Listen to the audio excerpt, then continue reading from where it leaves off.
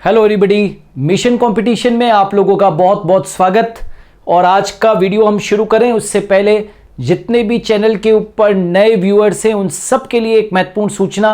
यदि आप लोग चाहते हो कि यहाँ पर जितना भी कंटेंट प्रोड्यूस हो रहा है उसके पीडीएफ्स आप लोगों को अवेलेबल हो जाए तो आपको एक छोटा सा काम करना पड़ेगा। आपको गूगल प्ले स्टोर पर जाकर super Guru the learning app को आपको डाउनलोड करना पड़ेगा।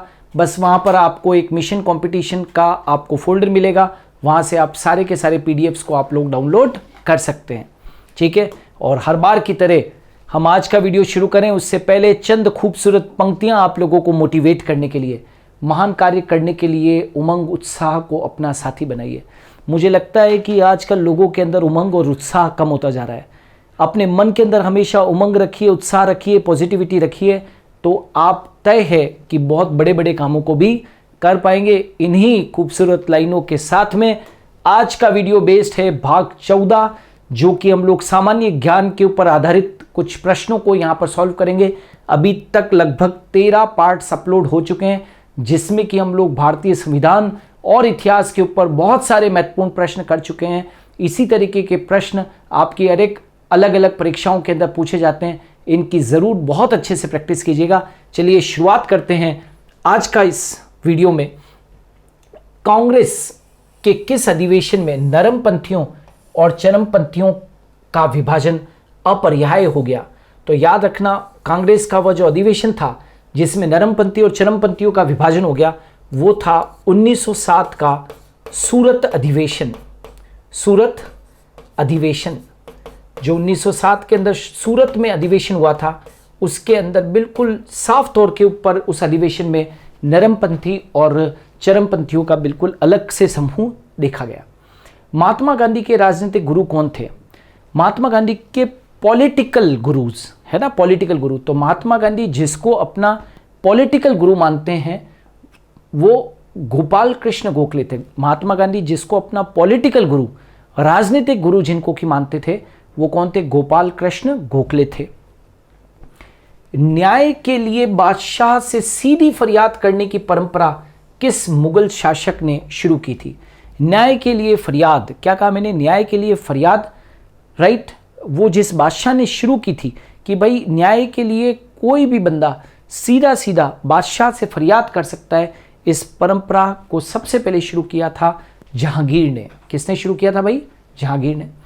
जहांगीर के दरबार में आया अंग्रेज कंपनी का पहला प्रतिनिधि कौन था? जहांगीर के दरबार में जो पहला अंग्रेज कंपनी का प्रतिनिधि आया था वो था कैप्टन हॉकिंस। कैप्टन हॉकिंस, वापस से बोल रहा हूं, जहांगीर के दरबार में आया अंग्रेज कंपनी का पहला प्रतिनिधि कौन था? तो ही वाज कैप्टन हॉकिंस। भूलना नहीं, बहुत इंपॉर्टेंट है, प्रश्न ये पूछा गया था। अंकोर वाट, अंकोर वाट का मंदिर किस देवता का है? अंकोर वाट का मंदिर किस देवता का है? तो ये लॉर्ड विष्णु का है, यानी कि विष्णु का है। अंकोर वाट का मंदिर, वापस से बोल रहा हूं, अंकोर वाट का मंदिर किस देवता का है? तो ये विष्णु का है, ठीक है। किस वंश को समाप्त कर चोल राज्य की स्थापना हुई? किस वंश को समाप्त कर चोल राज्य की स्थापना हुई? तो याद रखना, चोल राज्य की स्थापना कांची के पल्लव वंश को समाप्त कर, कांची के पल्लव वंश को समाप्त कर क्या की? चोल राज्य की स्थापना हुई थी, याद रखना। पानीपत का युद्ध बहुत फेमस युद्ध है, आप सभी जानते हैं। पानीपत का द्वितीय युद्ध 1556 में किसके बीच लड़ा गया? तो ये हेमू और अकबर के बीच में लड़ा गया। हेमू और अकबर के बीच में लड़ा गया। वापस से बोल रहा हूं, पानीपत का द्वितीय युद्ध 1556 में किस के बीच में लड़ा गया? तो ये हेमू और अकबर के बीच में लड़ा गया था। प्लासी का युद्ध बहुत फेमस युद्ध था। प्लासी का युद्ध बंगाल के नवाब सिराजुद्दौला और क्लाइव के बीच कब लड़ा गया? तो याद रखना 23 जून 1757 को। वापस से बता दूं, प्लासी का युद्ध बंगाल के नवाब सिराजुद्दौला और क्लाइव के बीच कब लड़ा गया था? तो वो लड़ा गया था 23 जून 1757 को। 23 जून 1757, याद रखना, इतिहास के अंदर ये महत्वपूर्ण घटना है। इसके ऊपर प्रश्न पूछा जाता है, प्लासी के युद्ध के ऊपर। पानीपत का जो द्वितीय युद्ध था 1556 में, उसके ऊपर भी प्रश्न पूछते हैं। और प्लासी का युद्ध जो हुआ था, जो कि क्लाइव और सिराजुद्दौला के बीच में हुआ था, उसके ऊपर भी प्रश्न पूछते हैं। दिल्ली सल्तनत काल के किस सुल्तान को अंतर्विरोधों का विस्मयकारी मिश्रण स्वपिपासु और परोपकारी आदि विशेषणों से पुकारा जाता है? वापस से बोल रहा हूं, दिल्ली सल्तनत काल के किस सुल्तान को अंतर्विरोधों का विस्मयकारी मिश्रण स्वतः पिपासु परोपकारी आदि विशेषणों से पुकारा जाता है? तो वो कौन था? मोहम्मद बिन तुगलक। मोहम्मद बिन तुगलक, ठीक है ना, मोहम्मद बिन तुगलक। सम्राट कनिष्क किस धर्म के अनुयायी थे? सम्राट कनिष्क जो है, जिस धर्म के अनुयायी थे, उनका जो पूरा झुकाव था वो बौद्ध धर्म की ओर था। तो महायान बौद्ध धर्म की ओर, सम्राट कनिष्क का पूरा जो झुकाव था वो बौद्ध धर्म की ओर था। मध्यकाल में बुंदेलखंड में चंदेल शासकों की राजधानी कहाँ थी? वेरी इंपॉर्टेंट प्रश्न पूछते हैं। मध्यकाल में बुंदेलखंड में चंदेल शासकों की राजधानी कहाँ थी? तो खुजराहो में थी। कहाँ पर थी भाई? खुजराहो। मोहनजोदड़ो की खुदाई किस नदी के तट पर हुई? वेरी वेरी इंपॉर्टेंट, इतिहास के पन्नों में ये बहुत इंपॉर्टेंट घटना है। मोहनजोदड़ो की खुदाई किस नदी के तट पर हुई थी? तो सिंधु नदी के तट पर हुई थी भाई। क्लियर है? मोहनजोदड़ो की खुदाई किस नदी के तट पर हुई थी? तो सिंधु नदी के तट पर हुई थी। बाल गंगाधर तिलक को भारतीय असंतोष का जनक किसने कहा था?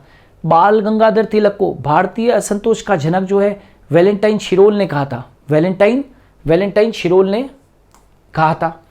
स्वदेशी आंदोलन सबसे पहले कहाँ प्रारंभ हुआ? तो स्वदेशी आंदोलन जो है कब प्रारंभ हुआ? ये था कि स्वदेशी आंदोलन सबसे पहले कब आरंभ हुआ? तो बंगाल विभाजन के विरुद्ध आंदोलन के समय, बंगाल जब विभाजन हुआ तो बंगाल विभाजन के विरुद्ध आंदोलन के समय ही स्वदेशी आंदोलन जो है वो भी क्या हो गया था? साथ के साथ प्रारंभ हो गया था। और रोलेट एक्ट का मुख्य प्रावधान क्या था? रोलेट एक्ट एक ऐसा एक्ट था जिसके अंदर बिना मुकदमा चलाए आप व्यक्ति को नजरबंद कर सकते हो और उसको 2 साल तक क्या रख सकते हो? जेल में रख सकते हो। रोलेट एक्ट को भारतीयों ने ब्लैक एक्ट भी कहा है ना, काला एक्ट या ब्लैक एक्ट भी कहा था, जिसमें बिना किसी मुकदमा चलाए भी आप किसी व्यक्ति को नजरबंद कर सकते हो 2 साल तक। तो रोलेट एक्ट था। वर्ष 1930 में चटगांव के सरकारी शस्त्रागार पर हमले के मुख्य भूमिका किसकी थी? वापस से बोल रहा हूं, वर्ष 1930 में चटगांव के सरकारी शस्त्रागार पर हमले में मुख्य भूमिका किसकी थी? तो वो किसकी थी भाई? सूर्यसेन की थी। सूर्यसेन। दास प्रथा किस गवर्नर जनरल ने खत्म की थी? दास प्रथा को जिस गवर्नर जनरल ने खत्म किया था वो थे लॉर्ड एलेनबरो। उन्होंने दास प्रथा को खत्म किया। दिल्ली सल्तनत के किस सुल्तान ने अपने संस्मरण लिखे? तो फिरोज तुगलक ने लिखे। किस राजा को सिक्कों पर बांसुरी या वीणा बजाते हुए दिखाया गया है? किस राजा को सिक्कों पर वीणा या बांसुरी बजाते हुए बताया गया है? तो समुद्रगुप्त को बताया गया है। किसको बताया गया भाई? समुद्रगुप्त को बताया गया। अशोक ने किसके प्रभाव में बौद्ध धर्म अपनाया?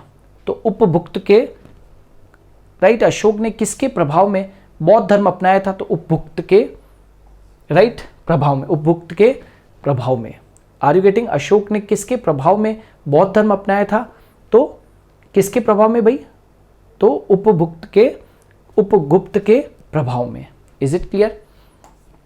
तो ये भी अपने को याद रखना है कि अशोक ने जिसके प्रभाव में बौद्ध धर्म को अपनाया था वो उपगुप्त था। Is it clear? तो माय डियर एस्पायरेंट्स, जो आज के प्रश्न थे वो महत्वपूर्ण प्रश्न थे जो इतिहास के ऊपर बेस्ड थे। ये भाग 14 था। हम लोगों ने इसी तरीके के बहुत सारे और भी वीडियोस बना हैं, उनको देखिए। और लगातार रोजाना सुबह 8 बजे मिशन कंपटीशन में एक वीडियो आता है। इनफैक्ट संडे को और गजेटेड हॉलीडेज़ को भी ये वीडियो आता है, तो इसको आप ज़रूर देखें। चैनल को सब्सक्राइब करें और वीडियोस को लाइक और शेयर करें। हम कल फिर हाजिर होंगे एक नए वीडियो के साथ में। तब तक के लिए इंतज़ार कीजिए।